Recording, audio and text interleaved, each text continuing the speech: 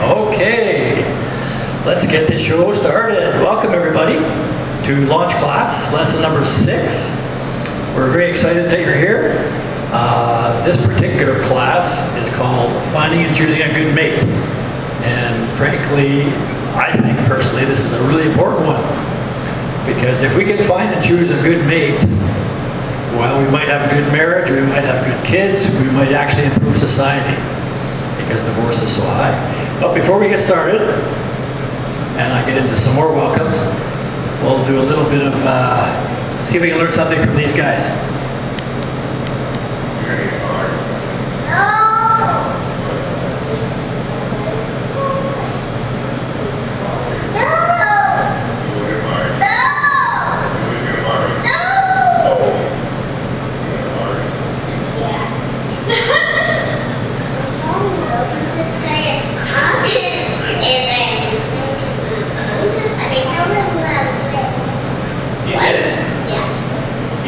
Across the street?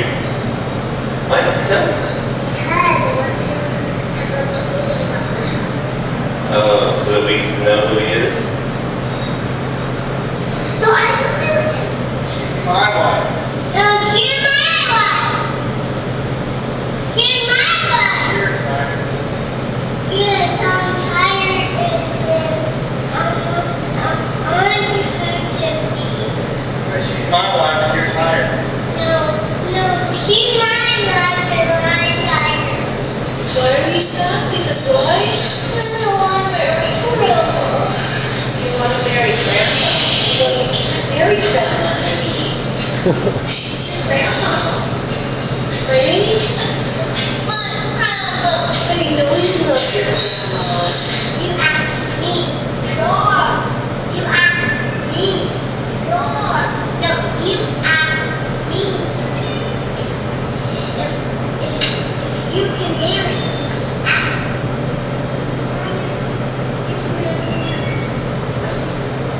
Baby, who is that? Is that your boyfriend? And what are you going to do? You're going to marry him. Should you ask your daddy first if he can marry you? No. Oh, when daddy says no, then he can't marry you. What are you going to do? Run away?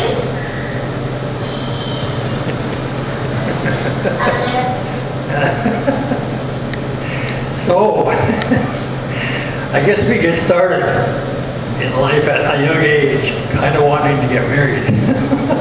Must be instinctual, right? In the animal kingdom. So tonight we're going to talk a little bit about that, strategies, how to do that well.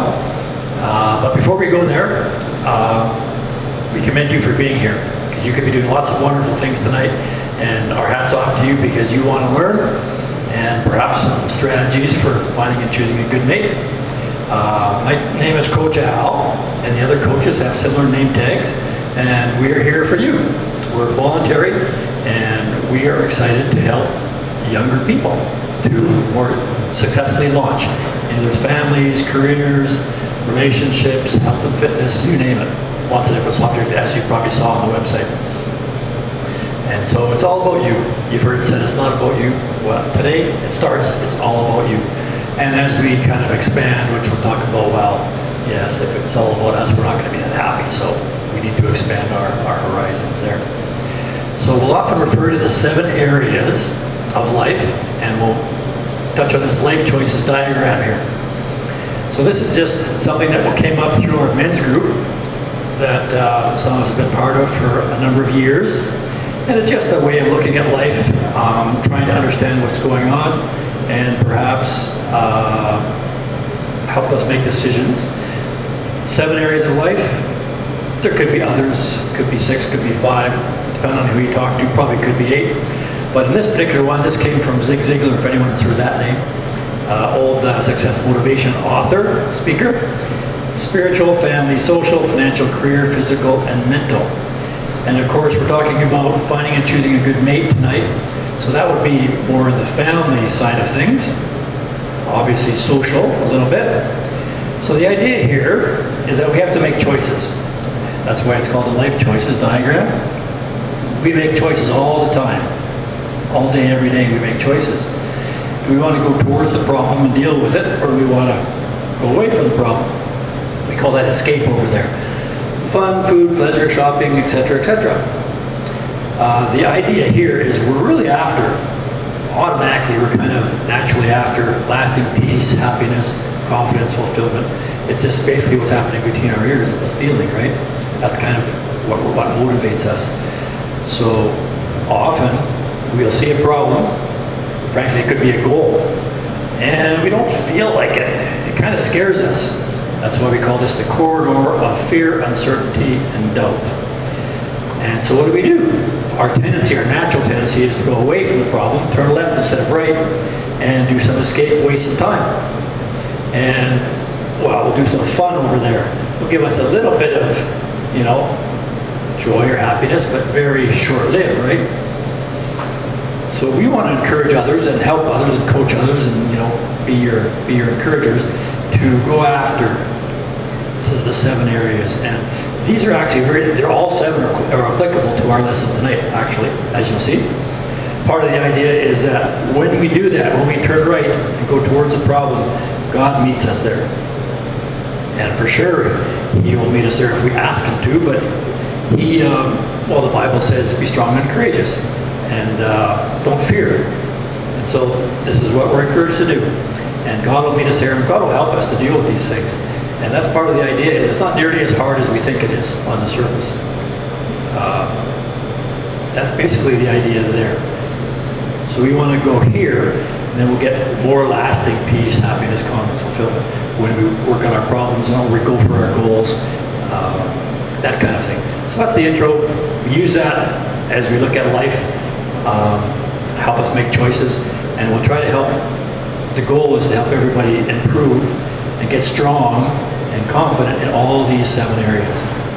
As you've probably seen on the website, there's lessons for all the different areas. So we'll get back to this one here. So last week we talked about finding and choosing a good career. So today we changed one word, finding and choosing a good mate. Next week's lesson will be on marriage and parenting strategies. So after you find the good mate, now we might need some marriage and parenting strategies. So both are related. Naturally, they're related to this thing called the divorce rate. I think the next slide talks about that. But the divorce rate, what does it say here? Why is this important? Because the divorce rate is so high, for one thing. The second point there, the high rate of divorce is one of the most harmful problems in society today. Most people have a sense that that's true. It's over 60%, I just read today. And it's no different in the church as far as I understand, frankly. So our level of peace, happiness, and satisfaction is very dependent on the quality of our marriage. Therefore, it's the second most important decision in our life. Naturally, you ask, what's the first most important decision? Can anybody guess? What do we do about Jesus, this guy named Jesus? We're not going to get into that tonight, but that would be the first most important decision in life, because that affects everything and our eternity. I won't go any deeper there, but today, who we marry for sure would be the second most important decision in our life. Divorce results in higher levels of, this is affecting the kids, academic, behavioral, psychological problems in kids. Even worse for them than the death of a parent. Statistics show that kids are more harmed from divorce than the death of a parent, as hard as that is to believe. Children are more likely to suffer abuse, poor relationships, divorce themselves, low self-esteem, health issues if they come from a divorced family, unfortunately. They're more likely, less likely to thrive, be all that they can be, have good marriages themselves, and they're more likely to repeat the cycle. So this is one of the, we think, the biggest problems in society. That's why in launch class we want to help and focus on relationships, strong marriages, and one of the more important things of how to have a strong marriage is how do we choose? How do we choose our mate? So that's what today's all about. So if you had a look at the study material before the class, this subject called Finding the Love of Your Life is a very popular topic. You can do a search on the net, you'll find a ton of material. So those 2 videos on there, one is by Nate and Sutton, a young couple. I thought it was excellent, and they have a lot of videos on there. I was surprised. I hadn't seen them before. But they had a good one on there, a short one. But then the long one was by Rick Warren with this subject title, Finding the Love of Your Life. The author, that word comes from an author named Neil Clark Warren. His book is of the same name, and it's a phenomenal book. I read it many, many years ago, and I recommend it to everybody. I couldn't find a copy of it because I've lent it out. But I found that you can read it for free, actually, on this website, openlibrary.org. I'd never heard of it before. But that book, Finding the Love of Your Life by Neil Clark Warren, is a free ebook that you can read for free on that openlibrary.org. Neil recommends a few different things, but the biggest one I remember from his book is the idea of write down your top 6 to 10 must-haves that you're looking for in a potential mate, and your top 6 to 10 can't-stands. What are your must-haves? What are your can't-stands? And then he says, do a lot of dating. And I'm going to refer to this book in a sec. This is another book by him that came subsequently to that first one. This is called Date or Soulmate: How to Know If Someone is Worth Pursuing in 2 Dates or Less.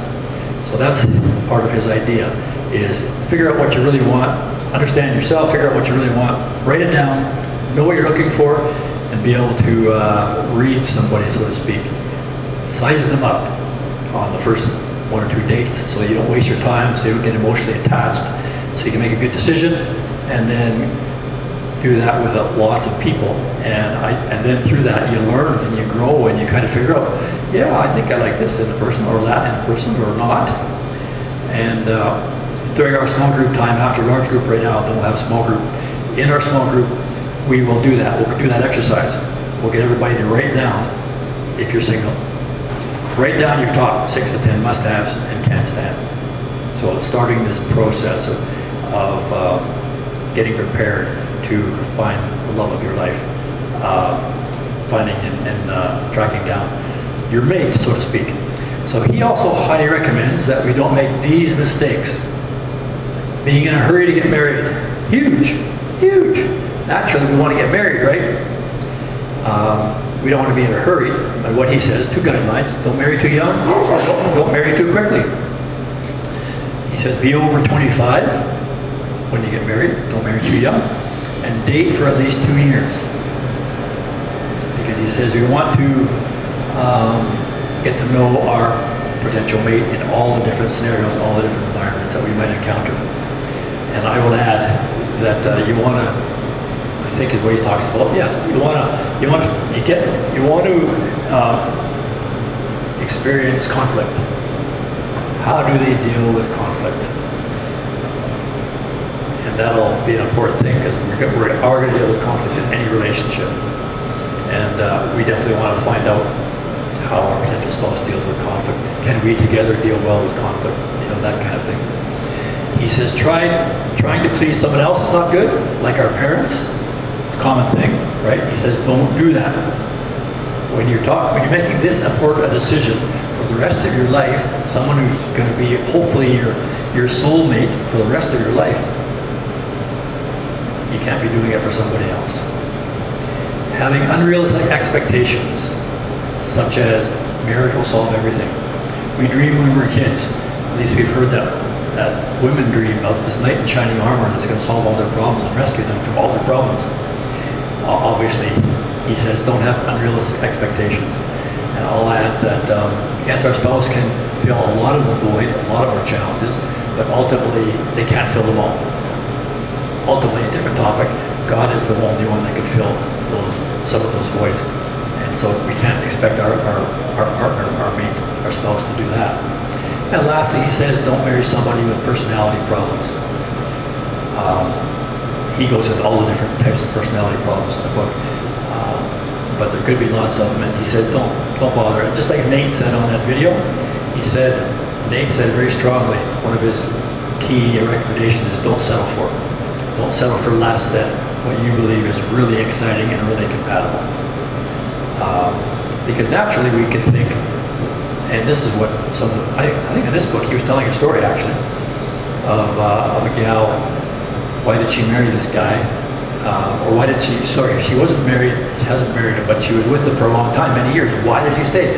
Well, I don't know if someone better is going to come along, right? We've heard that idea. He highly, highly recommends, don't do that. Figure it out the first couple dates, or a few after that if necessary, and then move on if it's not the right one. Continued, find a person to love who is a lot like you, which is a little bit different because men and women are different, right?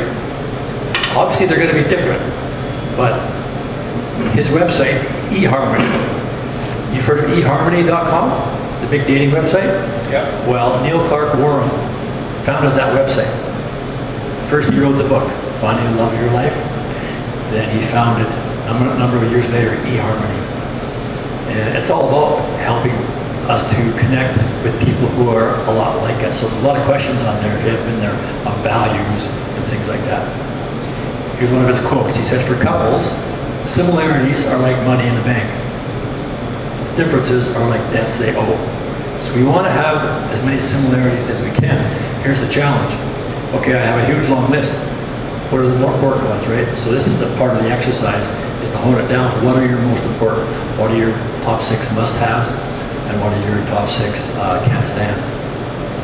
He says passion is essential, so don't just marry or choose your mate logically. They look good on paper, right? Passion is essential, but save sex for marriage, which is what Nate and Sutton also said. Works better that way for a lot of reasons. I may as well throw this in. I can tell you from experience that when I decided to be celibate, it made dating much, much more effective. Getting intimate messes up your connections and your emotions and all that kind of stuff. You can't make good decisions that way. That's just one reason to save sex for marriage. There's many, many, many other benefits. I won't go there today, but that's why the Bible recommends it. And I certainly would as well. You need a strong, another quote, you need a strong bond, including tender attachment, enjoyment of the other's company, and friendship. That's kind of obvious, but this is what he's recommending. Uh-oh. I should have turned this off, I guess. Best partners are often others-focused, not insecure. Others-focused. Rick Warren calls that mature. As we mature, we become more others-focused. So that's one thing to look for.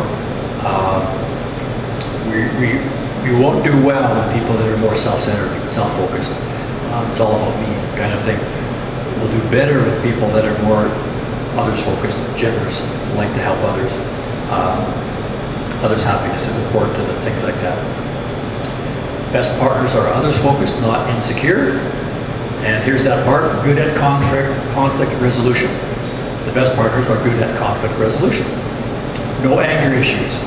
Rick Warren says to run away or call it off. If you're actually, what he says specifically, he says more than once, but he says if you're engaged to be married and you find out your fiance has an anger issue, call it off. And anger is a serious character issue that can be dealt with, but very difficult. You want to deal with that before you marry somebody, for sure. Okay, to find/attract a great mate, what can we do? First, be a great mate. Does that make sense? We become like who we associate with. Oh, sorry, we attract what we are. We attract who we are. We attract others that are like us. So if you want to attract a great mate, first, be a great mate. Well, the next question is, how do you be a great mate? Well, we have an idea. We have a really good idea. Strive to grow in all 7 areas that we talked about. That is an attractive person. Just the fact that a person is striving to grow in the 7 areas. Not that they've arrived, not that they're great in all 7 by any stretch. The fact that they're striving to grow is attractive. It's a good character trait. Teachability, we've talked about that before, is a wonderful character trait. That's actually the 7th area called mental, which is pulling it all together. Teachability is a big one. A big, high-quality character trait that would be good to look for. Because you can learn and grow together if you're with somebody who's teachable, right? So, but certainly, if we want to be more attractive to others, strive to grow in all 7 areas. We will be attractive. We'll have better relationships. We'll probably have more effectiveness in our work, but for sure, we'll attract a better spouse. I think that's an okay thing to say it that way. If we're single, if we work on growing personal growth ourselves, I can tell you, for me, that would be attractive, absolutely. And like I touched on earlier, let God fill the void in your heart first, which takes the pressure off.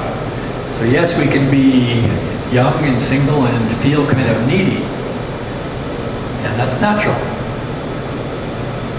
He would say, I shouldn't say he would say, experts would say, pursue God first.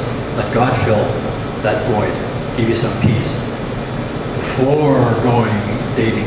And then you won't come across so needy, you won't be so needy. You'll be able to do, like you talked about, 2 dates or less. You'll be able to be clear on what you want, what you're looking for. You'll be confident on saying, no, that's enough. That person doesn't fit. Remember and review people skills. Remember our lesson number 2 was people skills and relationships. If you haven't seen it, go to the website, watch that lesson, read the study material.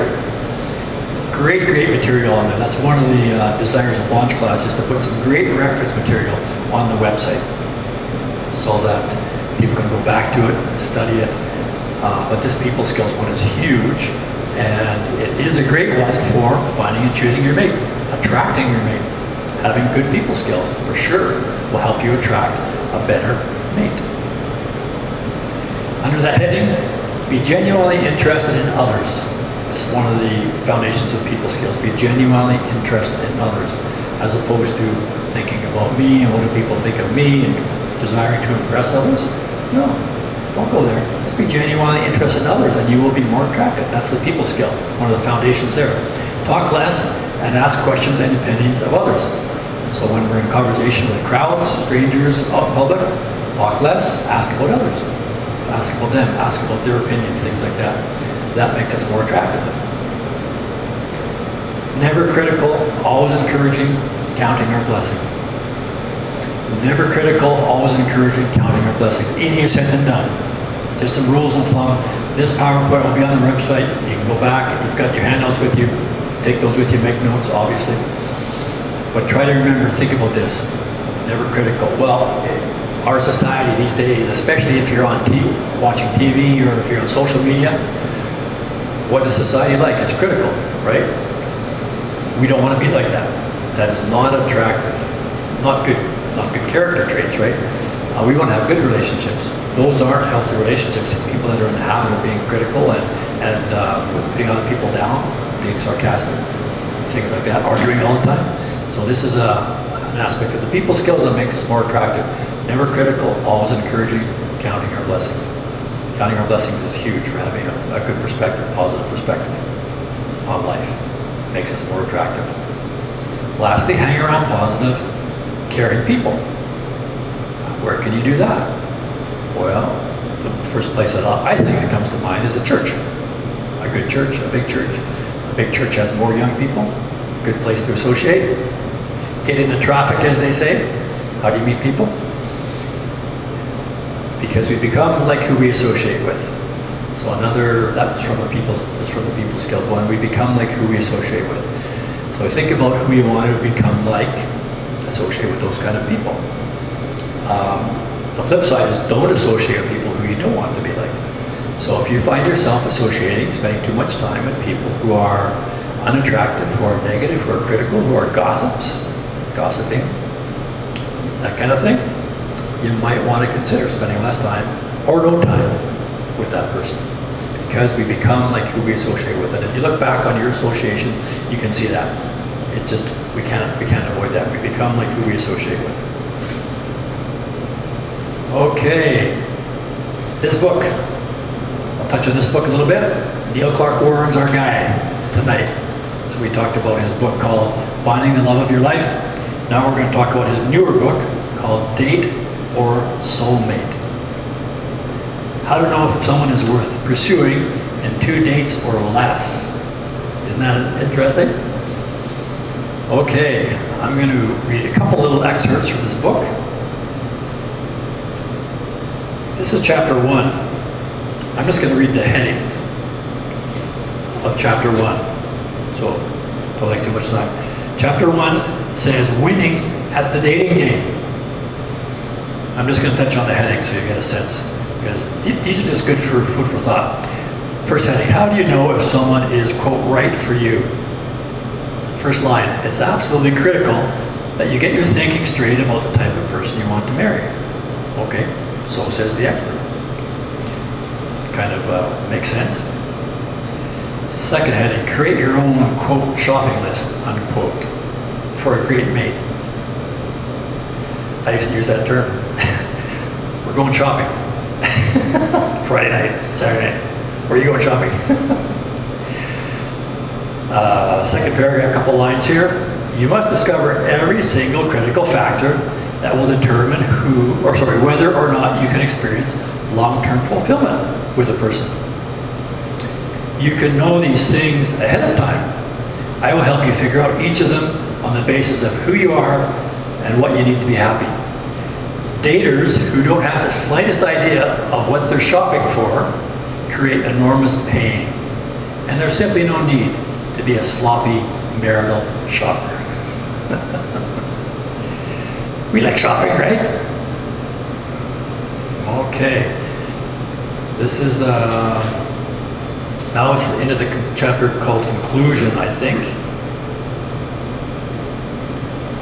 No, this is how to make an accurate and early decision. Conclusion's next. I think this is different. So, is it a diamond to keep or a rock to toss? In other words, are they a diamond in the rough? We don't like being so judgmental or critical, but this is important that we are in this particular situation. Are they a diamond to keep or a rock to toss? That's the little chapter heading, or section heading, sorry. I'll read a couple lines. Over time, I have developed 3 principles to keep singles from tossing out a diamond that they thought was just a rock. First, evaluate every person from the inside out. The qualities that really count and the qualities that endure are those closest to the center of a person's being. I think we understand that on the surface. In other words, character is what we're looking for. Outward appearance is nice. Nothing wrong with having a nice looking spouse, but that's by far not the most important thing. Second, if a person has none of your can't stand qualities, but you're unsure if he or she has your must-haves, take your time. In other words, take more than 2 dates if you need to.